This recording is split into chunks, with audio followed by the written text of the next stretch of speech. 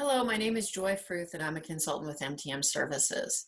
For decades, MTM Services has helped behavioral health organizations all across the country improve service quality and service efficiency.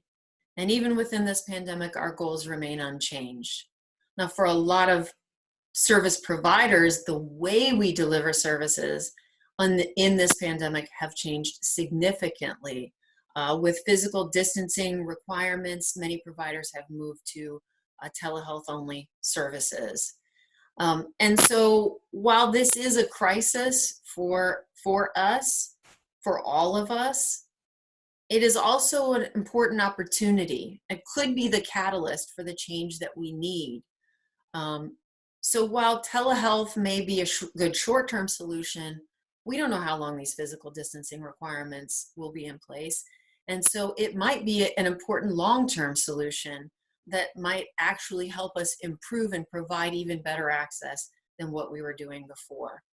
Today, I want to talk about centralized scheduling. So bear with me while I pull up my slides here.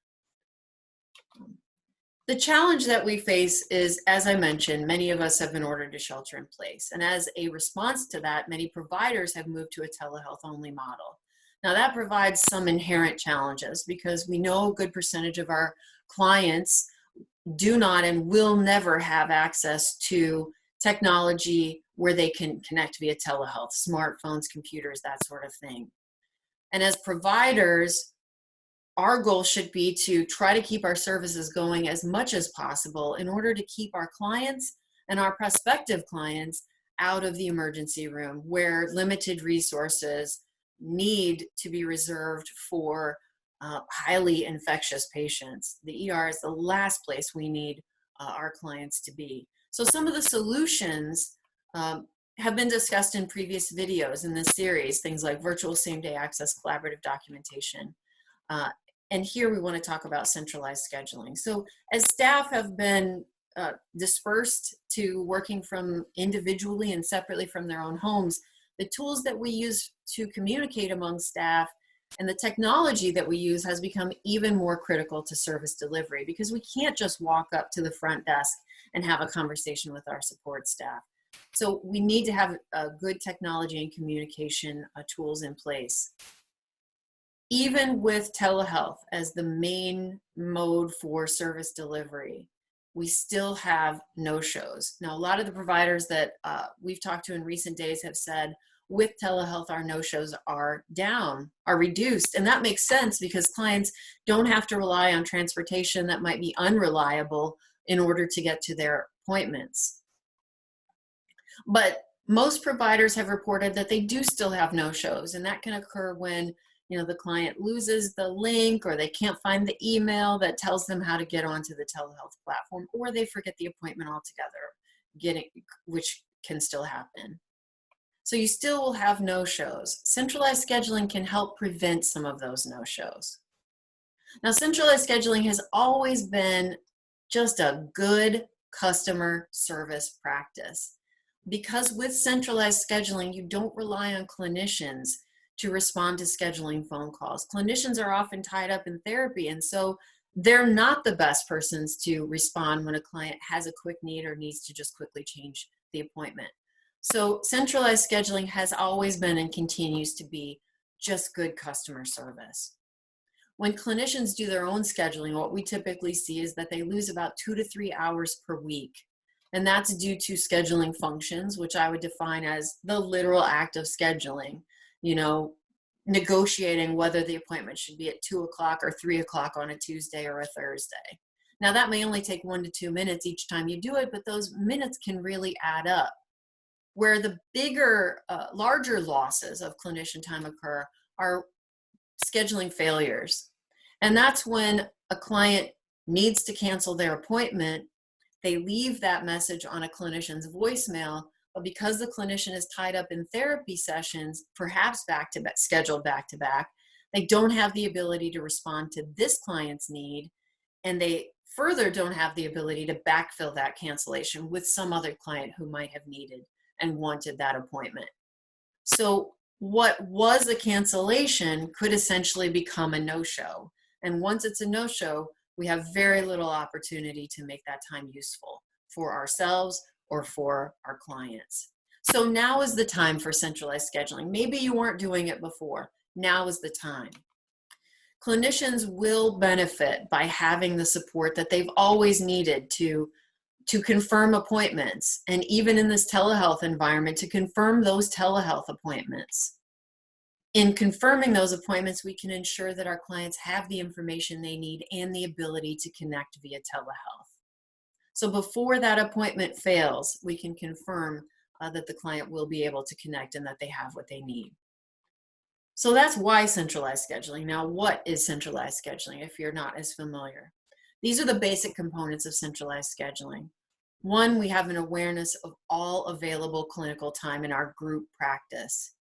So to do centralized scheduling, you have to have some sort of central platform where you maintain all the appointments for the group practice. That might be an Outlook. It might be in an electronic medical record. The platform what you choose to use isn't as important as having a central location where all appointments can be kept and maintained. By using a centralized scheduler, we have the opportunity to quickly respond to our clients' scheduling needs. Somebody who's available to answer the phone when the clients call and they need to change their appointment quickly. Clinicians are not a good candidate for this. This is why we need a centralized scheduler. Schedulers, not clinicians, then handle all appointment scheduling and rescheduling. Schedulers would conduct confirmation calls 48 hours in advance, utilizing a script that starts by saying we're calling to confirm, not we're calling to remind. Remind is passive, confirm is active. When you ask the client to confirm, you're asking something from them. So we want to start out that way. We're confirming your appointment with your therapist on this date at this time. Do you still plan to see them, or would it be better if we reschedule you? Actually offering to reschedule if needed. Now, the scheduler would also code the appointment's disposition. Was it canceled? Was it kept? Was it a no-show? Because even within this COVID-19 reality, you still want to be able to track your data so that you know how much no-shows might be impacting your business. In that confirmation call, the scheduler would also confirm that the client has the login details that they need in order to connect to telehealth. And if the client doesn't have those, they would ensure that they are sent or shared. They could also confirm payer or billing information because, of course, we want to be sure that we are paid for the services that we provide. Schedulers then would actively backfill at least 90% of cancellations. So if that confirmation call prompted a cancellation, we don't just accept that and sit back and do nothing. The scheduler would then actively backfill that cancellation by contacting other clients from the clinician's will call list and offering them that appointment, trying to keep the schedule full. The will call list would be maintained primarily by the clinicians and should only include clients who have good attendance records, not clients who have a history of no-shows. Now, what will this do for you? Centralized scheduling will help you maximize your service capacity. You will make more efficient use of your available clinician time.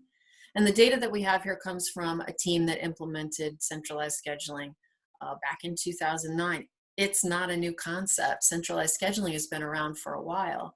Now, what this team found is that when they implemented at first in September of 2009, they hadn't removed their clinicians access to their schedules. And we always recommend giving your clinicians read-only access. Now, that may scare some of you, or there may be a strong reaction as you're watching this and hearing me say that. But that's the best way to eliminate redundancies, to prevent mistakes in the schedule by reducing the number of people or hands who have access to that schedule. For this team, what they found is when they caught that and they gave their clinicians read-only access, so the schedulers could edit, but clinicians could read only, they really saw the number of services they were able to provide with the same number of clinicians. They really saw the number of services skyrocket. and trend up. So, and they eventually, they didn't need as many clinicians as they originally had in order to provide even a higher number of services. So the point here being that centralized scheduling will maximize your service capacity, even with your existing staff. Another point is its cost effectiveness. It typically pays for itself with the increases that you can achieve in clinician productivity and revenue. So let's talk about that. Here's an example. Let's say you're an organization that has 10 clinician FTEs. And as I said earlier, what we see is that clinicians who keep their own schedule typically lose about 2 to 3 hours a week due to scheduling functions and scheduling failures, mostly due to those scheduling failures. So let's say each of those 10 clinicians loses 2.5 hours a week. In total for that week, you've lost 25 hours of potential billable work or productivity. Let's say each of those hours, each of those therapeutic hours could bring you $75 worth of revenue per hour. So do the math. Over the course of a year, if you were able to make those 25 hours per week productive through centralized scheduling, you would have, over the course of a year, $90,000 more than what you have now. Now, do you think that would pay for a scheduler? Absolutely. So centralized scheduling typically more than pays for itself. It is an efficient practice.